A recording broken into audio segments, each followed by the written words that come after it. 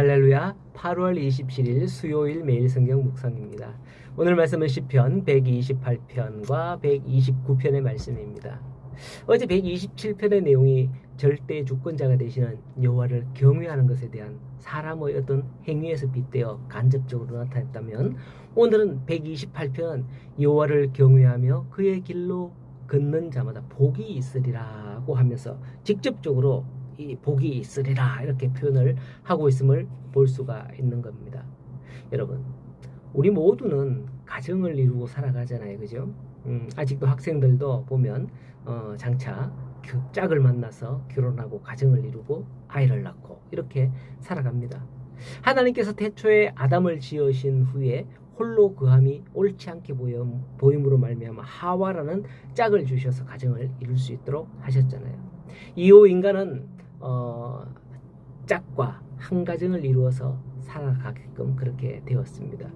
이러한 가정이 축복받는 가정이 되기 위한 영적인 비결을 시인은 오늘 말씀에서 말하고 있는데, 그게 바로 하나님을 경외함이다 라고 하고 있는 거죠.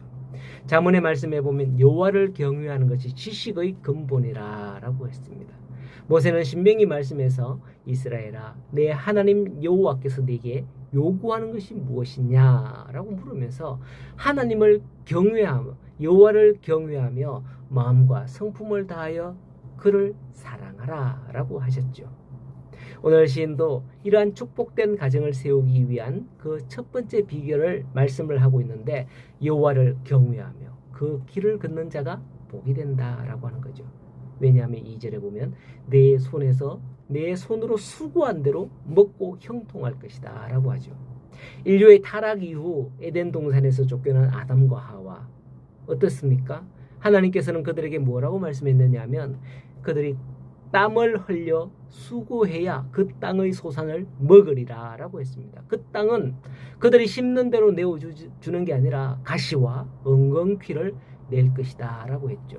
그런데 어떻습니까? 여호와를 경외하는 자는 그 손으로 수고한 대로 먹고 형통하겠다 라고 말씀을 하는 거죠. 오늘날 우리 성도가 이 세상에서 어떠한 삶을 살아야 할 것이며 하나님께서 그런 성도들에게 어떤 축복을 주실 것인지에 대한 분명한 말씀이 되는 겁니다. 그러나 동시에 그렇다고 해서 아무것도 하지 않고 그냥 누워서 감나무 밑에 누워서 가몽시가 떨어지기를 기다리는 그런 삶을 살아서도 안 된다는 거예요. 제가 학생 때 그런 생각을 종종 했거든요. 하나님께 기도하면 시험 잘 치게 해줘, 걱정하지 마, 뭐 이렇게 믿고 공부를 안 한 적도 있는데 과연 어찌 됐을까요? 망했겠죠. 자, 그게 아니라 노력하면서 하나님 잘할 수 있게 해주세요. 그렇게 도와달라고 기도하고요. 또 하나님, 내가 노력한 만큼 내가 본 것 하나도 안 잊어먹고 다 기억해서 실수하지 않게 해달라고 그렇게 기도하는 거, 그게 정답인 거예요 사실은. 오늘 우리 어른들도 마찬가지입니다. 행복한 가정을 꾸려가기 위해서 열심을 내면서 그걸 위해서 기도해야지, 그냥 가정 다 내팽개치고 교회 가서 기도만 한다고 되는 게 아니에요. 가정 다 내팽개치고 가서 회사 가서 열심히 일을 하고 또 사업을 하고 돈을 벌고 온다고 해서 되는 게 아니에요. 요즘 보면 그런 가정에서 사고들이 얼마나 많이 일어나는지, 지난번에도 보니까 그렇게 엄마 아빠는 일하러 갔는데 자녀들이 집에 홀로 있다가 화재로 인해서 목숨을 잃는 등의 그런 얼마나 비극적인 일들이 많이 일어나고 있습니까? 사도 바울은 갈라디아서에서 스스로 속이지 말라, 하나님은 업심여김을 받지 아니하시나니 사람이 무엇으로 심든지 그대로 거두리라 라고 말씀을 했습니다. 그리고 데살로니가 후서에 보면 누구든지 일하기 싫어하거든 먹지도 말라 라고 했죠. 즉 하나님을 경외할 뿐만 아니라 성실히 행함으로써 참된 축복의 조건을 합당하게 만들어라. 그러면 하나님께서 축복해 주신다는 거예요. 거기에 맞아야지 하나님께서 축복해 주시지, 다 내팽개치고 그것만 한다고 해서 행복한 가정 이렇게 안 해준다 이 말이에요.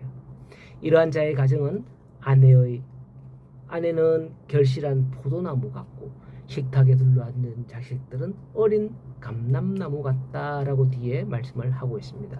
그리고 하나님을 경외하는 자들의 이러한 축복은 가정에서 끝나는 게 아니라 예루살렘과 전 이스라엘에 영향을 미친다라고 5절에 말씀을 하죠. 우리 성도들의 평안함으로 우리 성도들만 그냥 복받고 끝나는 게 아니에요. 우리 성도들이 함께하는 우리 신앙의 공동체인 교회가 평안하게 되고요. 또 교회가 속해 있는 이 나라가 평안하게 됩니다. 여러분, 선교사님들 말씀을 들어보세요.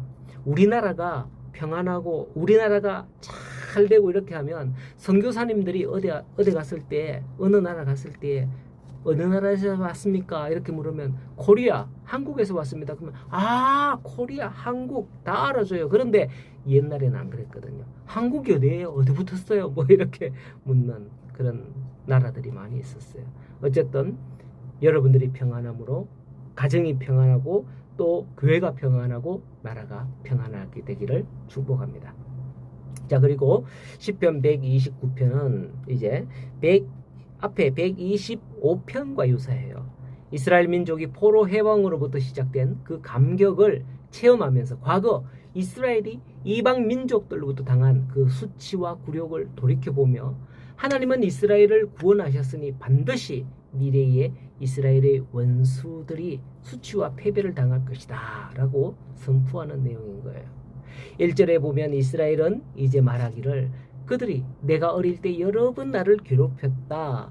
그러니 나를 이기지 못하였도다 라고 합니다. 그러나 나를 이기지 못하였도다. 마치 이스라엘 자체를 의인화해서 그렇게 표현을 하죠. 이스라엘은 어떤 일을 당했었느냐. 3절에 보면 밭가는 자들이 내 등을 갈아서 고랑을 길게 지엄 갔다라고 합니다. 고랑 움푹 패인 거 아시죠? 그죠? 배수고 고랑 쟁기로 땅을 갈아 엎는 겁니다. 그러한 일을 내 등짝에 한다? 실로 그는 생각만 해도 엄청난 고통이겠다 싶습니다. 여러분 주위에 보면 막 여기다 문신을 이렇게 새기고 그죠? 온데 문신을 새긴 이런 사람들 보잖아요. 아유 저 문신 새길 때 얼마나 아프겠나 그런 생각이 들어요. 그죠? 네. 근데 문신만 바늘로 새기도 아픈데 고랑을 팠다? 엄청나겠죠. 그런데 또 그 고랑을 보면 어떻게 길게 지었다? 라고 하네요. 그 고통의 시간이 길었다는 것을 의미하는 겁니다. 성경 역사에 보면 이스라엘은 항상 주변의 나라들로부터 괴로움을 당하였습니다. 애굽, 블레셋, 아람, 아수르, 바벨론 이런 굵직굵직한 나라들 외에도요. 암몬, 모압, 에돔 등 이렇게 소수 민족들에게도 그러한 일들이 있었죠. 물론 이것은 사실 그들의 죄악 때문이었습니다. 그들이 죄악의 결과로 인해서 하나님께서 그들을 징벌하셔서 주변의 여러 나라들을 막대기와 몽둥이로 사용하셨죠. 그리고 그들의 옆구리에 가시가 되게 하셨기 때문입니다.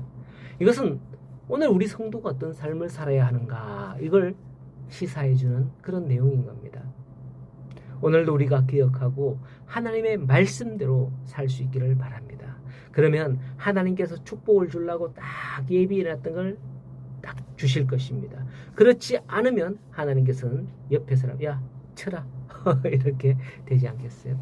자, 하나님께서는 때가 되고 그들이 회개함을 통해서 자기 백성을 돌아보시고 4절에 보면 악인들의 줄을 끊으셨다라고 합니다. 이러한 숱한 아픔과 고통의 역사 속에서 이스라엘은 보호받았습니다. 그들을 괴롭히던 악한 자들은 지붕의 풀처럼 요즘에는 뭐 지붕에 풀이 잘 없어요. 제가 어릴 때는 초가집이 참 많았거든요. 지붕에 풀이 얼마나 났는지 몰라요. 그리고 그 슬레이트나 기와집 지붕 이렇게 있는데 그게 이상하게 풀이 이렇게 있더라고. 그런데 그 풀은 잠시 돋았다가 마르죠. 왜? 가뭄 믿으면 그 물이 어디 있습니까? 그냥 바로 말라 죽어버려요. 악한 자들은 그 지붕의 풀처럼 잠시 돋았다가 말라 버린다라는 것이죠. 여러분, 이것이 바로 하나님의 백성과 악인의 예정된 운명인 거예요. 오늘 우리도 비록 이 세상에서 많은 아픔과 고통을 가지고 살아가지만 하나님께서 우리와 함께 하시면 결코 버림받지 않을 줄로 믿으시기 바랍니다. 세상 가운데서 끝까지 인내하며 믿음의 길로 나아가는 우리 모든 성도들에게 간절히 소원하고 축복합니다.